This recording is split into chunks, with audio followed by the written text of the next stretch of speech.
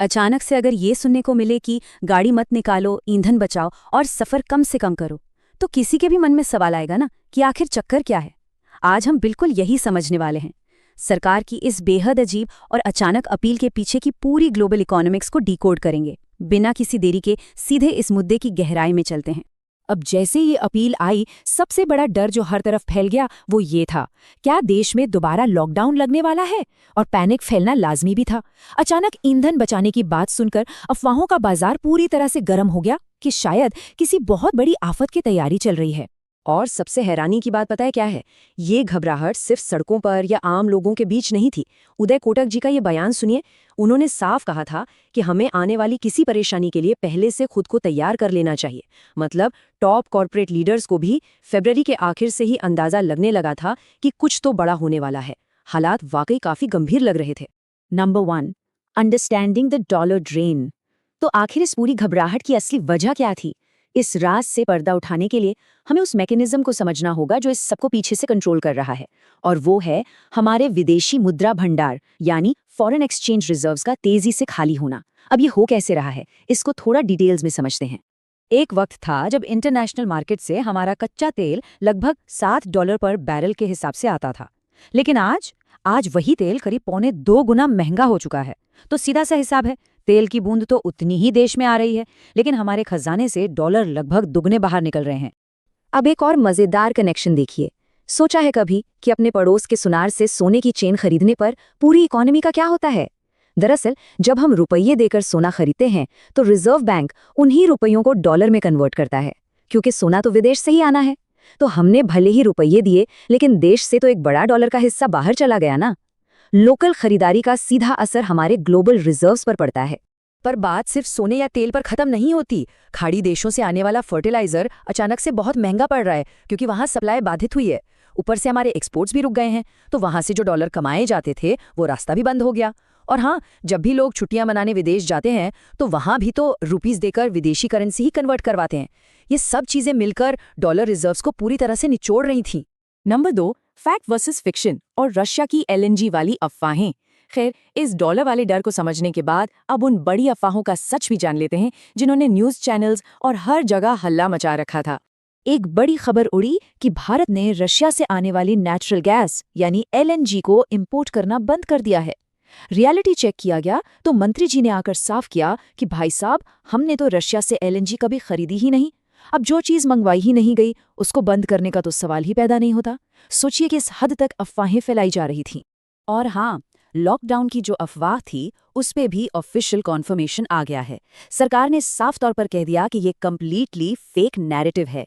कुछ लोगों ने अपने स्वार्थ के लिए ऐसी अफवाहें उड़ाई हैं और किसी भी तरह के नए लॉकडाउन या पाबंदी की दूर दूर तक कोई योजना नहीं है। Number 3, the true economic cost. अफवाहों को साइड में रखते हैं और अब जरा ठोस आंकड़ों की बात करते हैं। इस संकट की एक बहुत बड़ी आर्थिक कीमत है जो हमारी अर्थव्यवस्था बिना शोर मचाए चुका रही है। जरा इस नंबर पर ध्यान दीजिएगा। देश की ऑयल कंपनीज हर दिन, जी हाँ, हर एक दिन 1000 से 1600 करोड़ रुपए तक का नुकसान उठा रहे हैं। क्यों? क्योंकि इंटरनेशनल मार्केट में तेल महंगा तो बहुत हो गया, पर पिछले 4 सालों से उसका असर पेट्रोल पंप पर आम जनता तक ट्रांसफर नहीं किया गया है। पर नुकसान तो कहीं ना कहीं झेलना ही पड़ेगा। और हमारे देश का एनर्जी बैकअप फिलहाल कैसा दिखता है? LPG का डोमेस्टिक उत्पादन जरूर बढ़ा है, पर फिलहाल हमारे पास सिर्फ 7 दिन का कच्चा तेल, 7 दिन की LNG और 45 दिन की LPG का ही स्टॉक बचा है। कच्चे तेल का रिजर्व जो पहले 70 दिन चलता था अब 7 पर आ गया है, जबकि आर्थिक स्थिरता बनाए रखने के लिए एक आदर्श अर्थव्यवस्था में कम से कम 90 दिन का बफर तो होना ही चाहिए। हम उस टारगेट से काफी पीछे चल रहे हैं। अब इतनी तेजी से बाहर निकलते हुए डॉलर्स को तुरंत ब्रेक लगाने के लिए सरकार ने एक बेहद सख्त पॉलिसी शिफ्ट की। सोने पर लगने वाली इंपोर्ट ड्यूटी जो पहले 6% थी, उसे एक झटके में बढ़ाकर सीधा 15% कर दिया गया। मैसेज सीधा था कि फिलहाल सोने की खरीदारी पर थोड़ा कंट्रोल कीजिए, देश को अभी उन डॉलर्स की बहुत सख्त जरूरत है। Number 4, political reactions and optics. अब इस पूरी पजल का आखिरी हिस्सा देखते हैं। ऐसी किसी भी नेशनल क्राइसिस में पॉलिटिक्स और उसके निशाने ना हो, ऐसा तो हो नहीं सकता। तो राजनीतिक गलियारों में इस अपील का कैसा असर हुआ? विपक्ष का स्टैंड इस मुद्दे पर बिल्कुल आर पार वाला था। बड़े विपक्षी नेताओं ने सरकार की इन अपील्स की जमकर आलोचना की। उनका सीधा कहना था कि ये और कुछ नहीं, बस सरकार अपनी आर्थिक विफलताओं पर पर्दा डालने की कोशिश कर रही है। उन्होंने इसे अपने शब्दों में रीपैकेजिंग ऑफ इकोनॉमिक फेलियर का नाम दिया। पर ठीक इसके उलट देश भर में एक बड़ा प्रतीकात्मक बदलाव भी देखने को मिला। प्रधानमंत्री का काफिला सिमटकर सिर्फ 2 गाड़ियों का रह गया और गृहमंत्री का सिर्फ 3 गाड़ियों का। अलग अलग राज्यों के चीफ मिनिस्टर्स ने अपने कॉन्वॉयज छोटे कर दिए। यहाँ तक कि कई मंत्री अचानक मेट्रो, रिक्शा या बाइक्स पर ट्रैवल करते हुए देखे गए। ये पब्लिक के लिए एक बेहद स्ट्रॉन्ग ऑप्टिक्स था कि सब मिलकर ईंधन बचा रहे हैं। और सिर्फ राजनेता ही नहीं, प्राइवेट सेक्टर भी इसमें पीछे नहीं रहा। कॉर्पोरेट वर्ल्ड ने तुरंत सपोर्ट दिखाया। देश के फ्यूल बोझ को कम करने के लिए कई बड़े सेक्टर्स ने वर्क फ्रॉम होम और कारपूलिंग जैसे प्रैक्टिकल कदम शुरू करने के वादे किए, ताकि सच में इंपोर्ट डिमांड को कंट्रोल किया जा सके। डॉलर डोमिनेंस, घूम फिरकर पूरी कहानी का सार यही निकलता है। ये एक ऐसी ग्लोबल आर्थिक सच्चाई है जहां अगर किसी देश के पास अमेरिकन डॉलर कम पड़ जाए तो उसे मजबूरी में अपनी घरेलू नीतियां और डेली प्राइसेस को पूरी तरह से बदलना पड़ता है। इससे ये क्लियर हो जाता है कि ईंधन बचाने की वो अपील किसी की आज़ादी रोकने के लिए नहीं थी, बल्कि इस इंटरनेशनल मार्केट के चक्रव्यूह में अपना अस्तित्व बनाए रखने के लिए थी। तो इस पूरी चर्चा के अंत में हमें सोचना चाहिए कि इन बड़े स्टेप्स की असली कीमत क्या होती है।